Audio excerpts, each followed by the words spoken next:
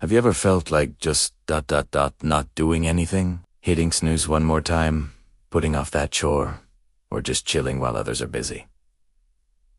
We've all been there, but what happens when sometimes becomes all the time? Today, we're going to talk about a young girl named Leela, and her story might sound a little familiar. Once upon a time, in a cozy little village, lived a girl named Leela. Now, Leela was known for one thing in particular. She was exceptionally good at being lazy. Work. No, thank you. Chores. She'd rather take a nap. While the sun was up and birds were singing, signaling a new day of opportunity, Lila's favorite activity was to stay snuggled in her bed, dreaming of adventures she never bothered to live. Her parents were kind and hardworking people. Her father would tend to the fields, and her mother would manage their home, cooking delicious meals and keeping everything spotless. They would often ask Lila for a little help. "Lila, could you please help me sweep the floor?" Her mother might ask. Lila would sigh dramatically. "Oh, but Mom, my arms feel like noodles today. I'm just too tired." Or when her father asked her to help water the plants in their garden, she'd say, "But Dad, the sun is so bright, I think I'll just melt." She had an excuse for everything. Studying, my brain is on vacation. Cooking, I might accidentally burn the house down. It was always easier to find a reason not to do something than to simply do it. So, while her friends were learning new skills, helping their families, and getting stronger, Lila spent her days in a blissful state of inactivity. She'd lie under the big oak tree in her yard, watching the clouds drift by. She'd watch the baker knead dough, the weaver create beautiful fabrics, and the farmers gather their crops. She saw the effort everyone put in, but she just saw it as, well, a lot of unnecessary work. Why rush when you can relax? Why sweat when you can sleep? This was Lila's philosophy, and she stuck to it faithfully. Her mother, a wise and patient woman, often worried about her. She would sit beside Lila and say, gently, "My dear, a day spent doing nothing is a day you can never get back. If you stay lazy, you'll find that good chances in life will pass you by, like ships in the night." Leela would just smile and nod, the words floating in one ear and out the other. She loved her mom, but she just didn't understand the fuss. Life was good, wasn't it? She had a roof over her head and food on her plate. What was there to worry about? She believed her comfortable life would last forever, without her needing to lift a finger.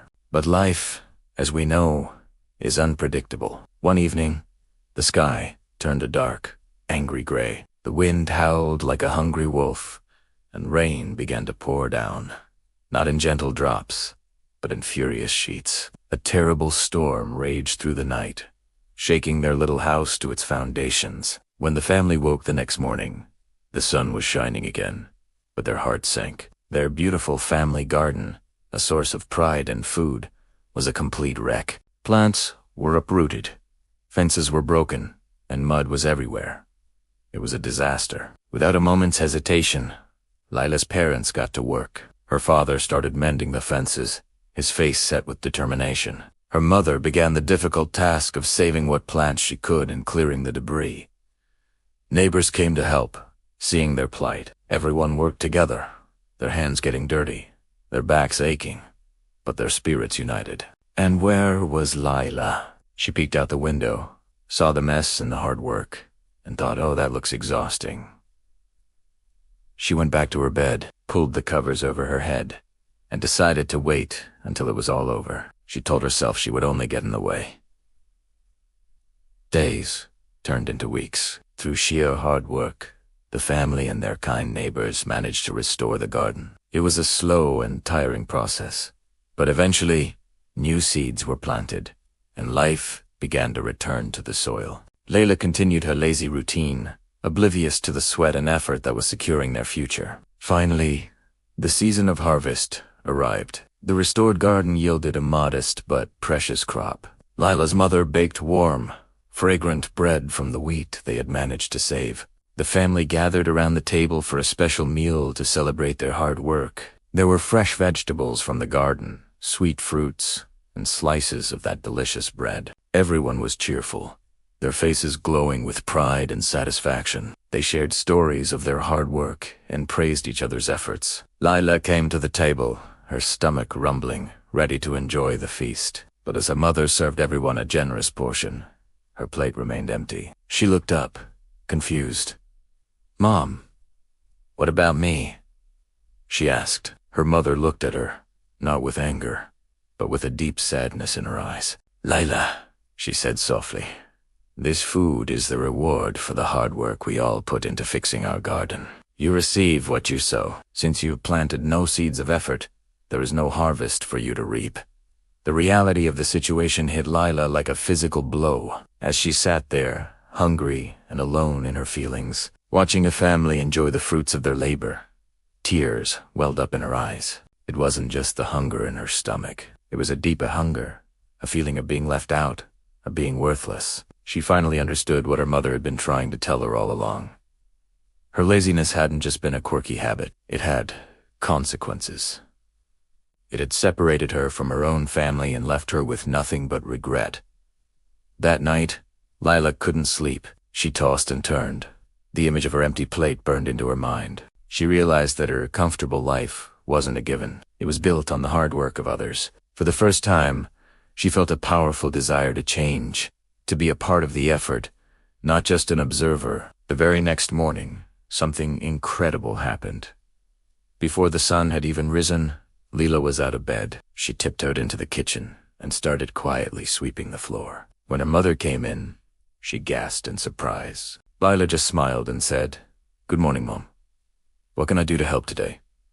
From that day on, Lila was a changed person. She woke up early, helped in the garden, learned to cook, and even started to enjoy her studies. It was hot at first, and her muscles ached, but the feeling of accomplishment was so much better than any nap she had ever taken. Soon, Lila became known not for her laziness, but for her diligence and cheerful spirit. She earned the praise and respect of her family and friends. When the next harvest came, she not only had a full plate, but also the immense satisfaction of knowing she had earned it. She had discovered the joy of contributing and the happiness that comes from hard work. Lila's story teaches us a timeless lesson. Laziness might feel good for a moment, but it ultimately leads to sorrow and regret. Hard work, on the other hand, brings success, self-respect, and true, lasting happiness.